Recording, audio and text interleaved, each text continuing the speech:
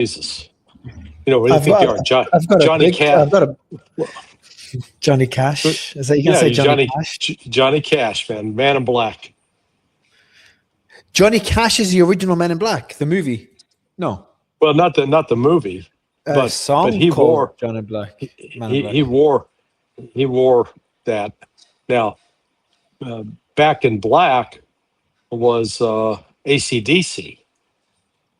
That one I know. That one I know because I'm Australian, and I used to like rock music, so that one is fine. But I'm looking at Johnny Cash now. Well, I have a collection of shirts. I know you said I should get a collection. I have like 8, 9 of these, so it is a collection of 9. No, I know. I used to, 25 years ago, I'd wear just black on. So maybe it's a phase. So 25 years later, I'll have a collection like yours. There he is. Shave his head, man. You guys look like brothers. See, I'm more inspired to keep working. I used to play guitar when I was younger, by the way, when I was in high school. High school. And you quit? Yeah, I quit. So I'm speaking in a mic, and I'm a singer now. So I just sing with people like you. How are you? What a day! Another day. The world is trying to figure out what the U.S. strategy is. U.S. strategy is, let's see how many times we can shoot ourselves in the foot and hobble to a finish line. What do you make of, before we go through the news, what's your thoughts? I know you kind of summed it up, but beyond what you just said, any other thoughts on today's developments? The United States it's committing suicide. At least let's give the Saudis credit. They recognized they did something stupid the other day when they attacked the Houthis, and instead of doubling down on stupid, they said, "Okay, we're going to stop this," because they recognize. I mean, think of it. So let's talk strategy. If you're Saudi Arabia, what's your strategy? Is your strategy that, okay, right now we can't get oil out through the Persian Gulf. We need to continue to have oil flowing so that we have income coming in. And so the best way to do that is we'll send what we can through the pipeline to Yanbu, going from the east coast to the west coast of Saudi Arabia on the Red Sea. And therefore we can get our oil out. It can sell through the Suez, sell through the Bab el-Mandab Strait. So the other day it looks like some genius, I don't know if it was MBS or not, but decided, hey, got this great idea. Let's attack the Houthis, who then are in a position to shut down Bab el-Mandab, and they can bomb us to oblivion in Yanbu and shut down all of our oil exports. That's a great idea. Let's do that. So, they attacked the airfield at Sana'a. The Houthis wasted no time blowing up 2 airfields in Saudi Arabia. They didn't destroy them, but it certainly sent a message that we're going to shut down these airfields if you keep this up. And Yanbu's next, and we'll shut down this Bab el-Mandab Strait. And my understanding is I think the Pakistanis had a talk with the Saudis going, what the hell are you thinking? What are you doing? Trying to kill yourself? Stop it. And they stopped so far. We'll see how long that lasts, but I'd be surprised at this point if the Saudis now try to re-engage, try to take on the Houthis. They couldn't do it in the first 10 years. What's changed now? The Saudis are militarily stronger right now. They're economically weaker now than they were during that war. Yeah, well, while you're speaking, U.S. attacks on Bandar Abbas, targeting the Bandar Abbas International Airport.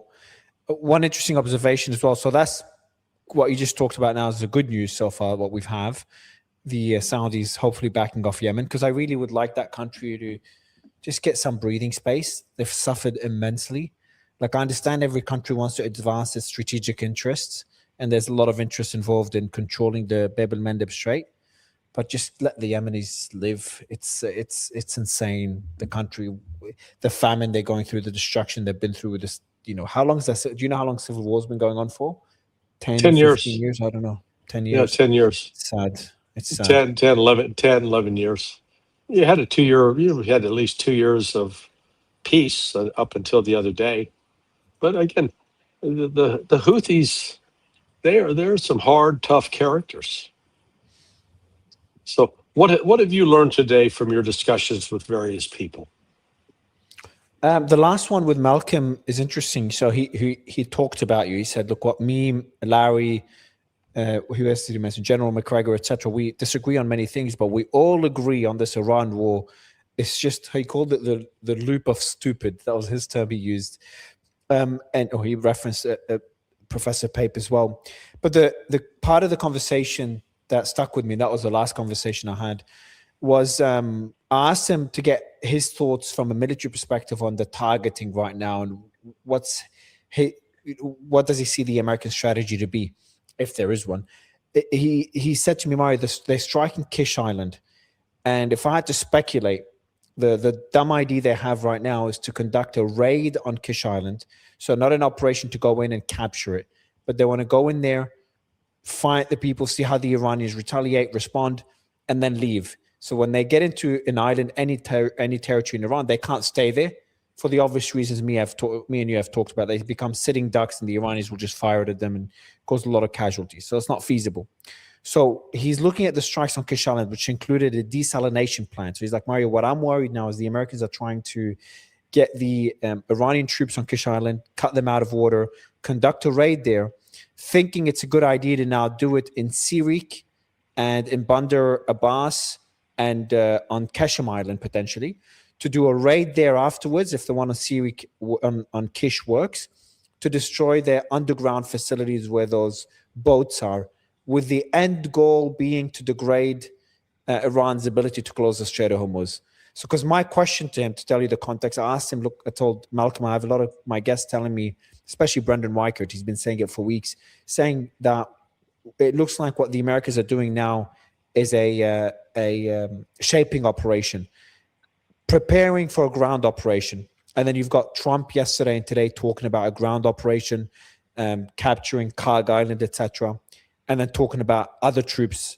So he said, we need troops on the ground, but it won't be our troops. It'll be the troops of another country, without being specific, whether he's talking about the Kurds, the Baluchis, the Gulf, the Europeans, no clue, the Israelis, or just talking shit.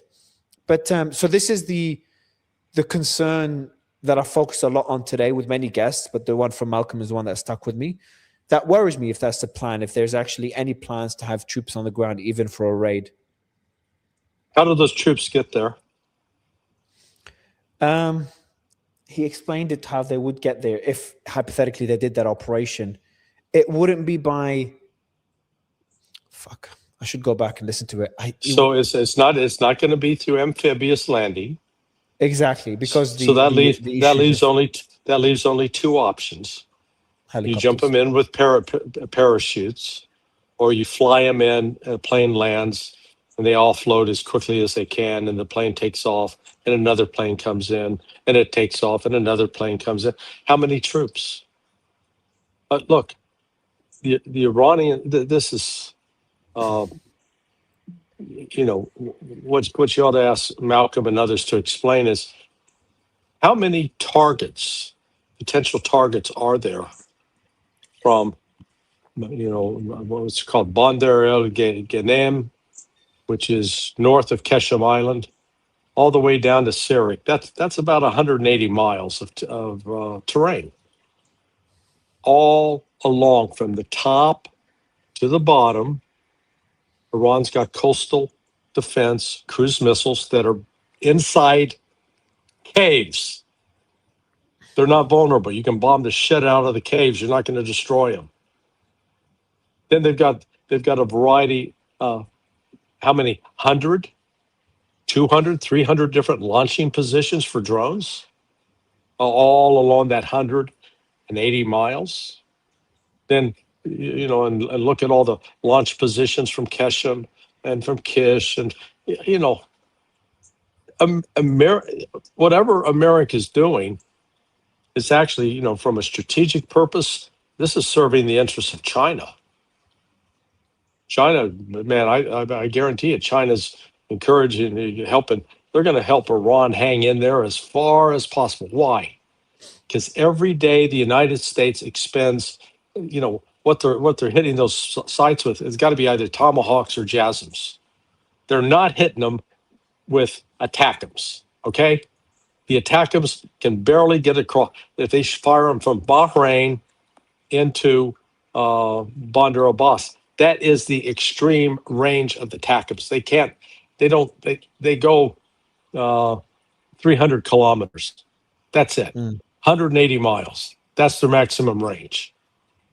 Okay, so they have to use this thing called precision strike missiles, PRSMs.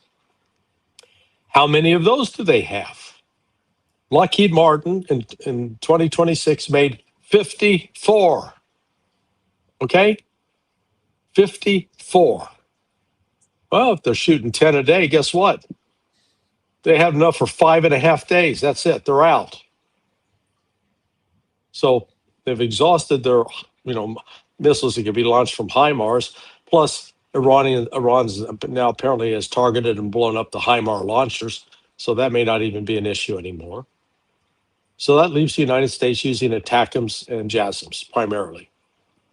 Okay, maybe there's another munition they're using, but again, I guarantee you they don't have unlimited amounts of other munition either. So from China's standpoint, hey, keep this going on for 30 days, 60 days, 90 days. Every day that the United States is expending these munitions, those are one less weapon that can be used against China. Exactly. So right now, Iran is attriting the U.S. capability to carry out strikes. And the United States has got, I think we talked about this last night.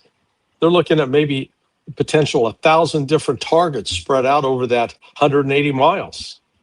I mean, just think of it. If all you have are 10 launch sites per mile, those are spread out. They're not concentrated.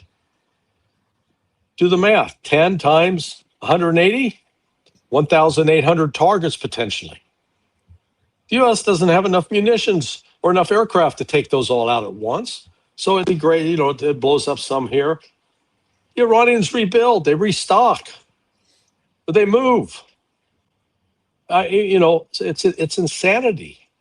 And God help if they're dumb enough, if the U.S. military planners are dumb enough to try to insert a raiding party. What are you, 150 troops? Good. You're going to have potentially 150 casualties, maybe even prisoners captured.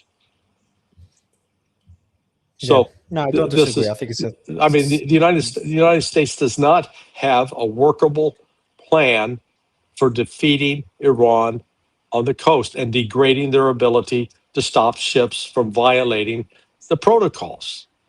What about the underwater drones?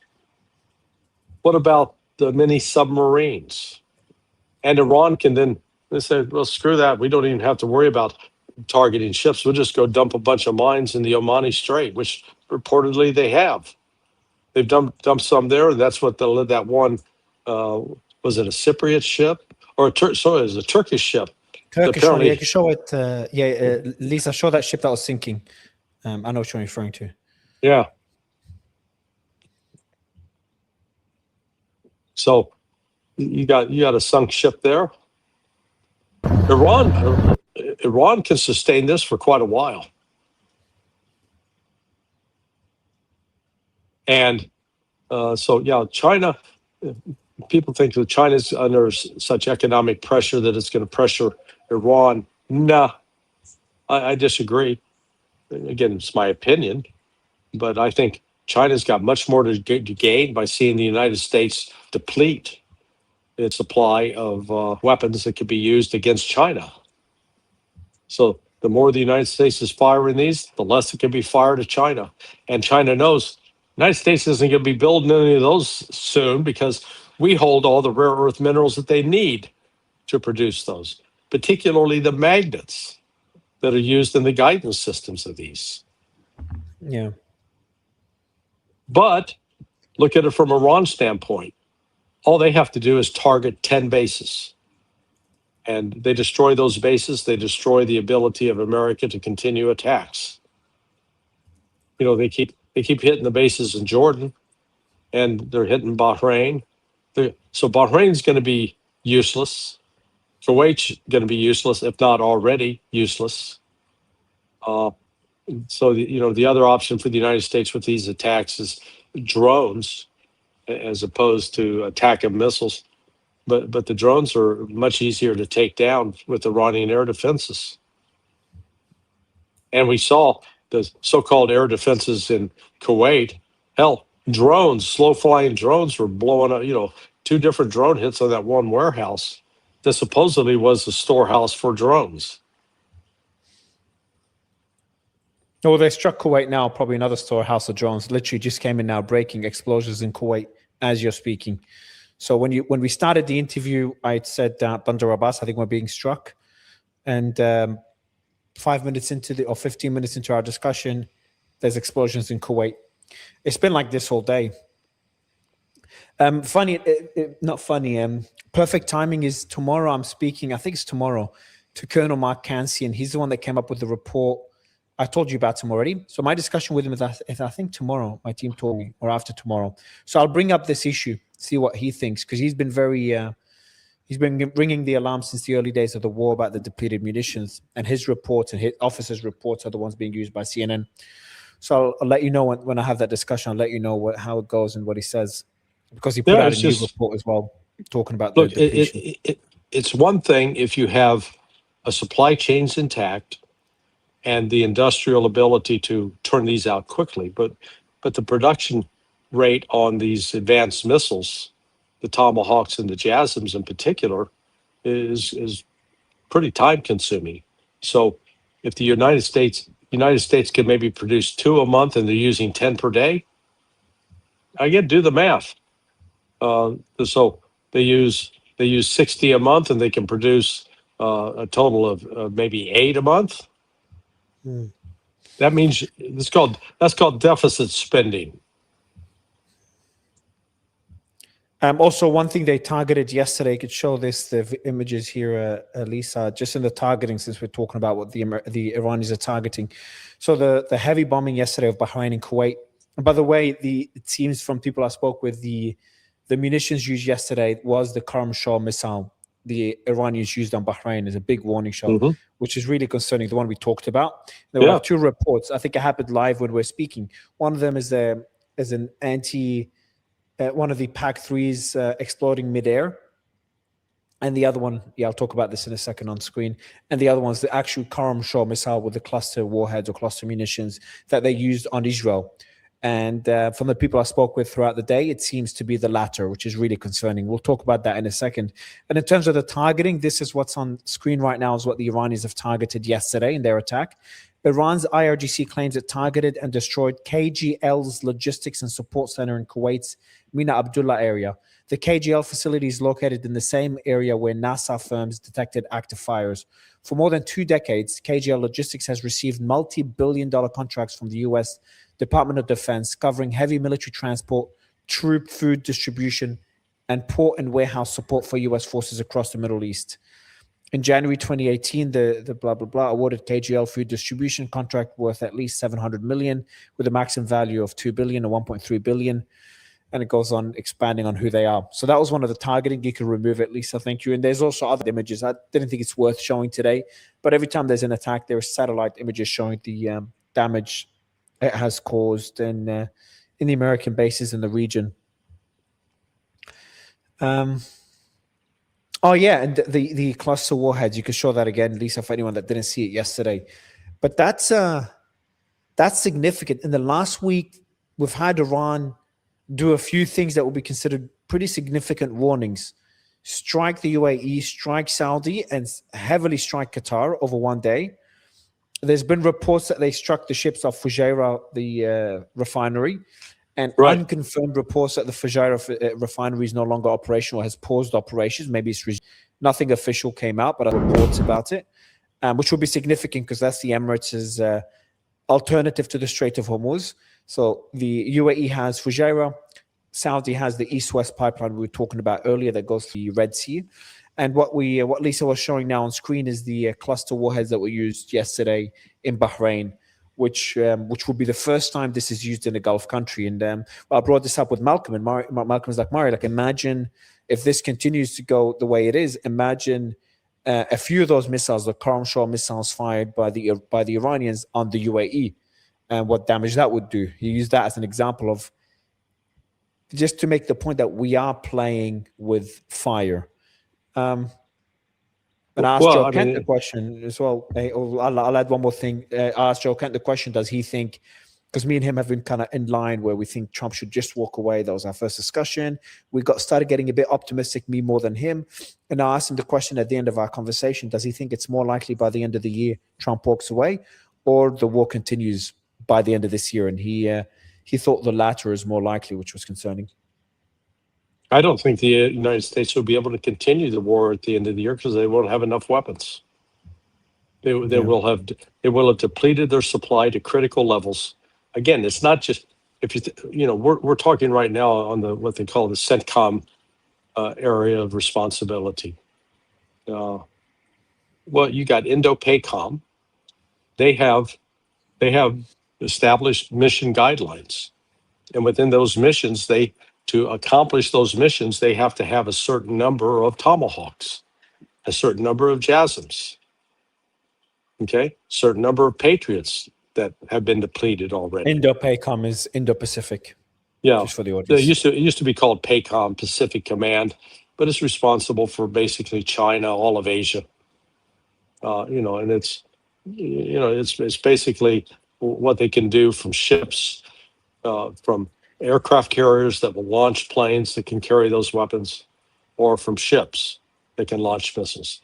There is no ground option. So, I can see the Chinese right now. They're sitting around probably with bottles of champagne, popping them, saying, this is great. Iran is depleting the United States of the weapons that they could use against us. There's a strategy for you. Yeah, well, that's been my concern in the early days of the war is that I made the comparison to Ukraine. I'm like, Ukraine was used by NATO with the goal of weakening Russia. And my worry is that Iran will be used by China as their way to weaken, and even Russia's support, Russia and China, as a way to weaken the US. Because it's just a perfect trap for Trump.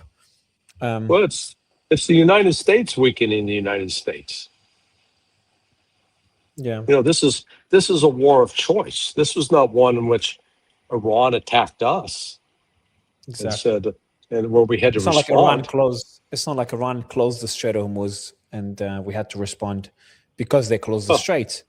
It's the other way around. It's they closed the Strait there's a way to get it open. You can negotiate it open.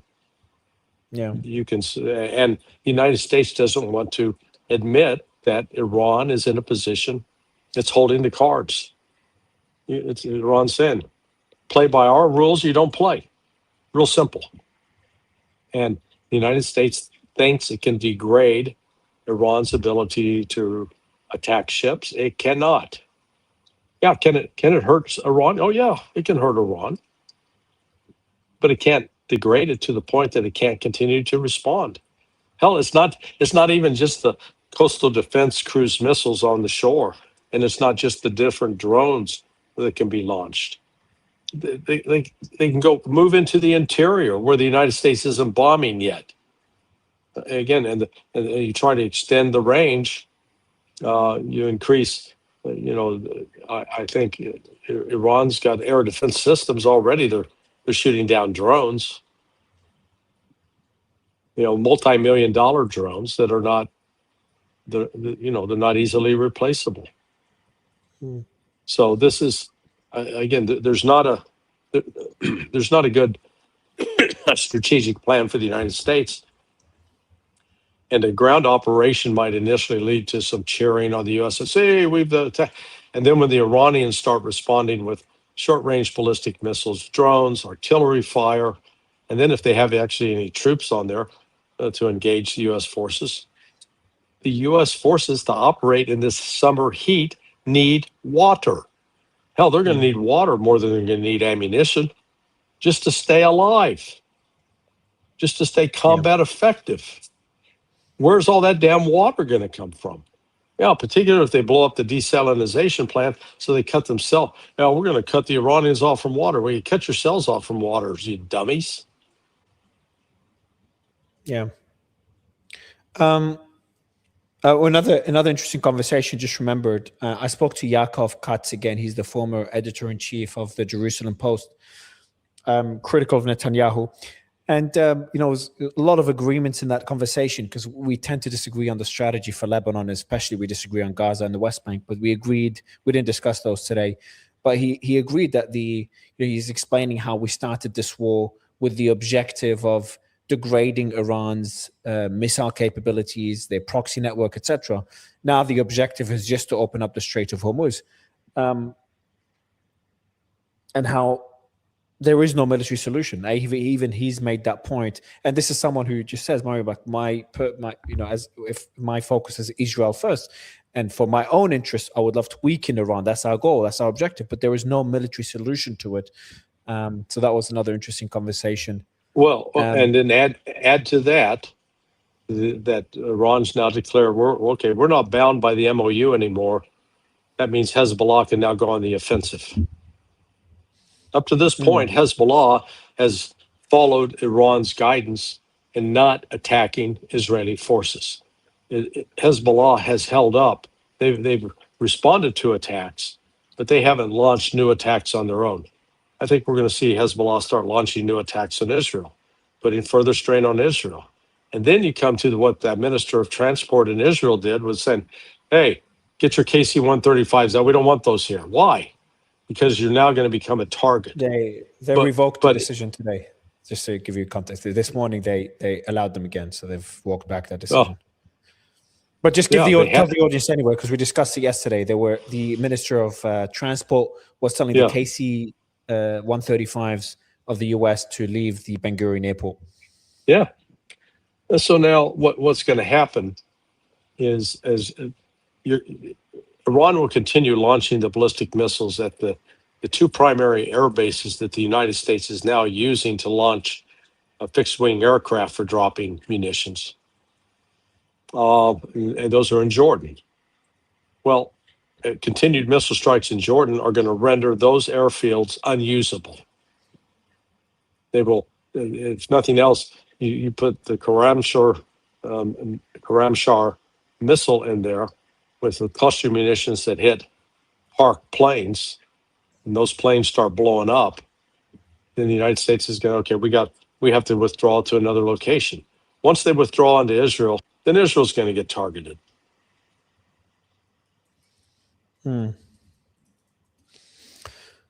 One more point before we go back to the news of the day. You asked about the conversations today. Me and Joe talked about, he's the perfect person to talk about this, regarding the risk of an assassination against Trump, either by Iran or by a lone wolf actor. And not now, but for years or decades to come. Because Professor Pape told me this yesterday. He's like, Mario, this risk because of what Trump did, killing their political leader, but also their religious leader, his family. I forgot his wife was also killed, by the way. I know about his daughter, his niece, his father, Ali Khamenei, but his wife as well was killed. I forgot. So Professor Pape was saying how he believes the risk of someone acting on this, whether an IRGC commander, a former commander, Iran himself under a new leadership, under the current leadership, now in 5 years, in 20 years, as high as it's ever been. Even after Trump obviously is no longer president, could be even targeting his family, his business interests. And it doesn't have to be Iranians or the Iranian government. It could be anybody. And Joe was saying it doesn't even have to be a Shiite person because of the significance of the aggression on Iran. And that could lead to a spike in terrorist attacks on the US or on the president. He doesn't believe the Iranian government, and me and you discussed it yesterday, will act on this, will seek revenge now, because that won't be the pragmatic thing to do. But in 10 years' time, in 15 years' time, in 20 years' time, the risk is pretty high. And then so I asked a question that ask a question I was whether just, that would if that makes. Go ahead. well, no, go ahead. I'm sorry to interrupt. No, so I was just going to say, just ask Joe, do you think that increases the likelihood Trump will continue to target their leadership or reduce it if Trump is scared for his life? Joe's concern is like, Mario, my worry is that Trump will just double down to kill their leadership, to kill Mujtaba Khamenei because of these fears. Well, okay, so which country has been assassinating the leader of another country? It's the United States. So it's called karma. So what, you can dish it out, but you can't take it? That's one of the consequences. If you're going to adopt the policy of assassination, recognize that it can be turned against you.